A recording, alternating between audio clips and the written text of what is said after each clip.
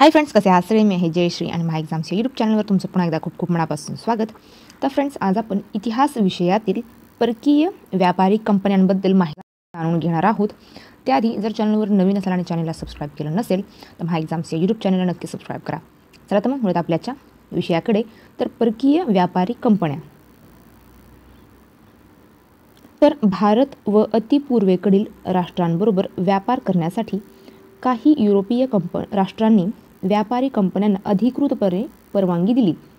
16व्या शतकापासून England, the United Provinces, Netherland, France, Denmark, Scotland, Spain, Austria, Sweden इत्यादी राष्ट्र व्यापाराविषयी स्पर्धा सुरू झाली. या देशांनी सुरू केलेल्या ईस्ट इंडिया कंपनींपैकी British, Dutch, French East India कंपन्यांनी अतिपूर्वेकडील राष्ट्रांमध्ये व्यापाराबरोबर साम्राज्य स्थापन करण्यातही यश मिळवले.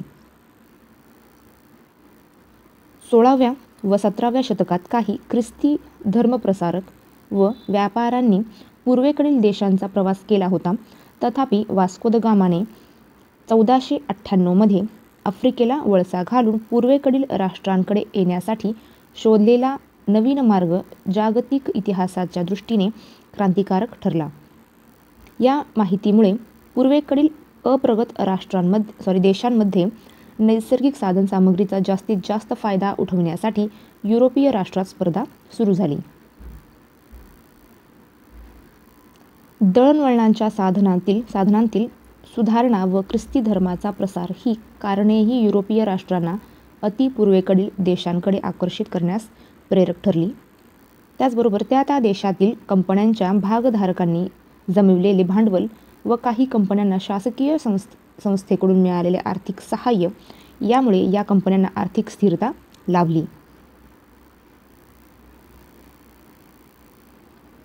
पुढे पाहूया.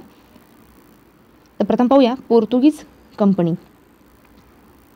तर भारत व अतिपूर्वेकडील देशांबरोबर व्यापार करणारे पोर्तुगीज हे पहिले युरोपियन होते. 1498 मध्ये भारतात आलेल्या पेद्रू द कोव्हिल्याऊ या पोर्तुगीज व्यापाऱ्याने गोवा, मलबार व कालिकत या ठिकाणी भेट दिली. त्याने तेथील नैसर्गिक साधनसामुग्रीची व व्यापारी दृष्टीने महत्त्वाची ठरणारी माहिती आपल्या कैरी येथे प्रतिनिधींना पाठवली. त्याच वर्षी वास्को द गामा कालिकत येथे आला. त्याने झामोरिन राजाकडून कालिकत येथे वखार काढण्याची संमती मिळवली. 16व्या शतकात अखेरपर्यंत पोर्तुगीजांनी दीव, दमण, मुंबई, वसई, गोवा, चोल, मंगळूर, कोचीन इत्यादी ठिकाणी आपली सत्ता प्रस्थापित केली. पोर्तुगीजांनी मलाया द्वीपसमूहातील बेटांवर राजकीय सत्ता स्थापन करण्याचा प्रयत्न केला. तथापि 17व्या शतकात डचांबरोबर झालेल्या युद्धानंतर त्यांच्या अतिपूर्वेकडील सत्तेला उतरती कळा लागली. पोर्तुगीज भारत या पोर्तुगालच्या भारतातील वसाहती होत्या. वास्को द गामाने युरोपातून भारताकडे येण्याच्या सागरी मार्गाचा शोध लावल्यानंतर 6 वर्षांनी म्हणजे 1505 मध्ये या साली केरळातील कोची येथे फ्रान्सिस्को द अल्मीदा यांच्या पहिल्या पोर्तुगीज व्हाईसरॉय म्हणून झालेल्या नेमणुकीपासून भारतातील पोर्तुगीज सत्तेला आरंभ झाला.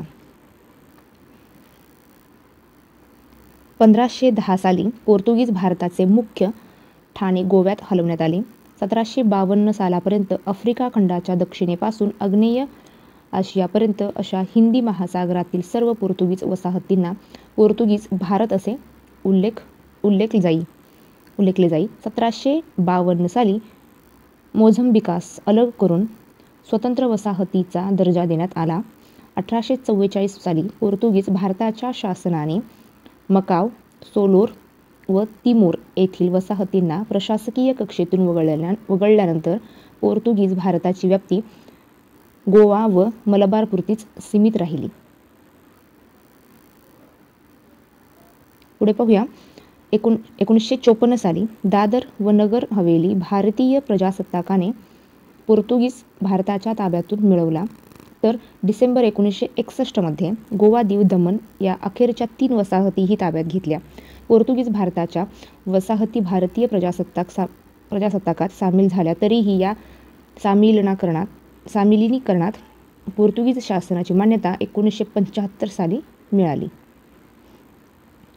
तर फ्रेंड्स, तुम्हाला हाचा व्हिडिओ कसा वाटला नक्की कमेंट करून कळवा. व्हिडिओ आवडला असेल तर व्हिडिओला लाईक करा, शेअर करा आणि चॅनलवर नवीन असेल आणि चॅनलला सबस्क्राईब केलं नसेल तर महा एक्झाम्सच्या यूट्यूब चॅनलला नक्की सबस्क्राईब करा. चला आता मग थांबूया इथेच, भेटूया पुढच्या व्हिडिओमध्ये. जय हिंद.